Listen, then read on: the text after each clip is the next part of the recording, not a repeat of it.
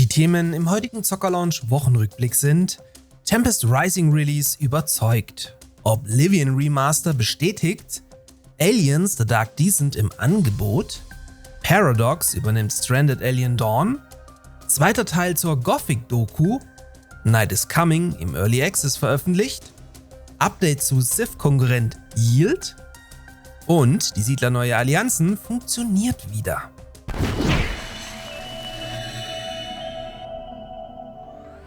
Dieser Wochenrückblick wird euch auch diese Woche von meinem Partner Instant Gaming präsentiert. Bei Instant Gaming erhaltet ihr in der Regel alle Videospiele zum Teil deutlich günstiger als auf den Hauptplattformen und könnt so jede Menge Geld bei eurem liebsten Hobby sparen. Meine heutige Kaufempfehlung an euch ist Aliens Dark Descent, dazu aber gleich noch mehr. Our dynasty has waited long enough.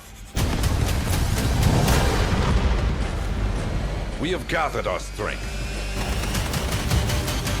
And GDF now knows of the might we possess. Nach jahrelangem Warten ist vergangenen Donnerstag endlich Tempest Rising auf Steam gestartet, zumindest für alle, die sich für die 10 € teurere Deluxe Edition entschieden haben. Mich, wie auch die PC Games, konnte der Titel durchaus überzeugen, wohingegen die GameStar mit 76% mal wieder aus der Reihe tanzte. Passend zum Release wurde auch der zweite Teil der Making-of-Doku veröffentlicht, welche euch weitere spannende Einblicke hinter die Kulissen von Slipgate Ironworks gewährt.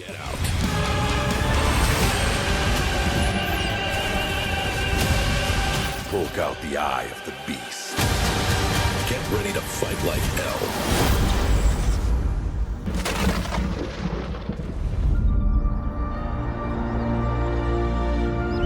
My blades have failed. The Empire. She is in chaos.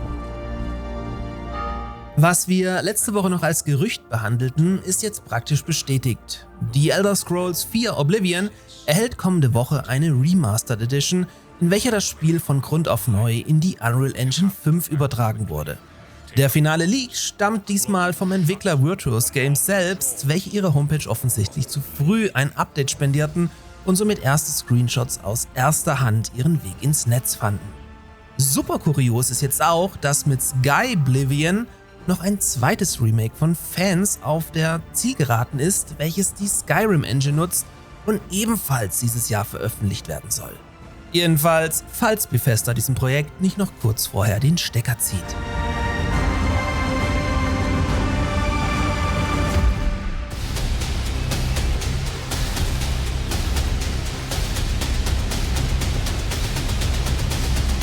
Alright, Marines. Take a look. Mit Aliens Dark Descent erschien 2023 ein teambasiertes Einzelspieler-Taktik-Action-Strategiespiel im Alien-Universum. Im Spiel führt ihr 5 Marines auf dem Mond Lethe in den Kampf gegen Xenomorphs und Facehacker bis hin zur Alien Queen.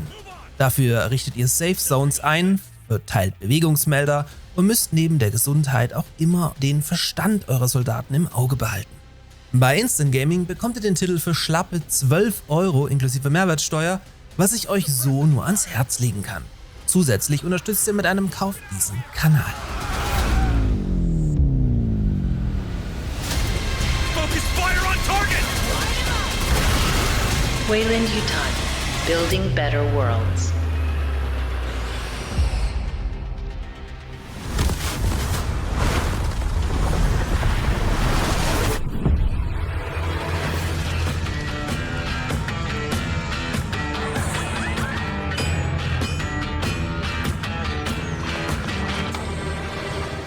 Das von mir abgöttisch geliebte Stranded Alien Dawn hang seit seinem ersten und einzigen DLC so ein bisschen in der Luft und erhielt daher im vergangenen Jahr keinen neuen Content mehr, wobei sich das gerade bei diesem Weltraum-Sims-Spiel so sehr anbieten würde und es zum Beispiel bisher viel zu wenig Einrichtungsmöglichkeiten für eure Überlebenden gibt.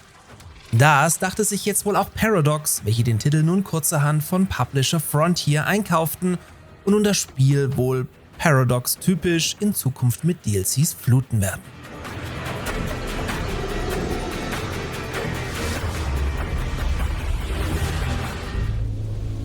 Gothic was one of the first immersive open world RPGs. Our job was really to find out what elements should stay exactly as they are, what elements should be expanded. Throughout the whole production, we found ourselves in a struggle between old and new.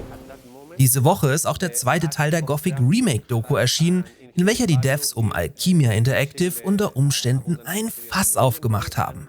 Denn im Kapitel 2, Alt gegen Neu, geht man darauf ein, bewusst einige Dinge geändert zu haben, dass ihrer Meinung nach so keinen Sinn ergeben haben. Das kann natürlich am Ende alles super sein, wird aber sicher dem ein oder anderen Gothic-Hardcore-Fan sauer aufstoßen. Falls ihr die Demo noch nicht gespielt habt, solltet ihr das unbedingt noch nachholen, zumal sie einen Prolog erzählt, der im fertigen Spiel so gar nicht vorkommt. Mich hatte das Spiel in dem Moment, als ich vom Bogenschießen smooth in den Nahkampf mit dem Schwert wechseln konnte und so dem letzten Scavenger den Rest gegeben habe. Schwer zu erklären, aber das hatte sich verdammt gut angefühlt. Our approach of coping with this struggle between old and new was being practical and finding a certain baseline that is always within the Gothic vision and especially close to the original. We can't wait to hear what you think about this. I mean, for us, we're not done with it. I mean, like getting started.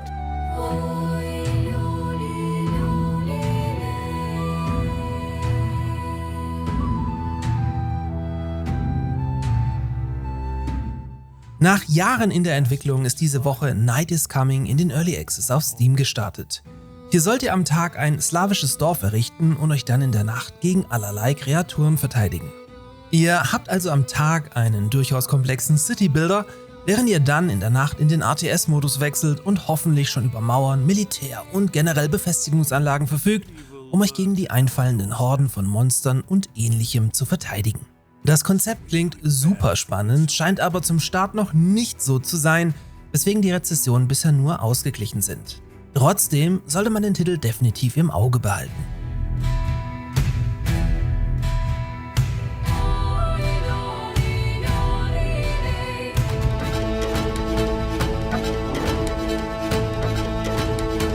Mit dem Challenges of God Update ist auch Civ-Konkurrent Yield, Fall of Rome, weiter gewachsen.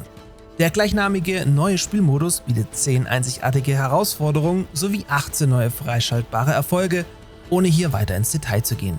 Darüber hinaus konnte die Performance gesteigert und die AI deutlich verbessert werden. Wer solche Spiele mag, findet hier mit 15 € eine deutlich günstigere Alternative zu Civilization 7 im alten Rom.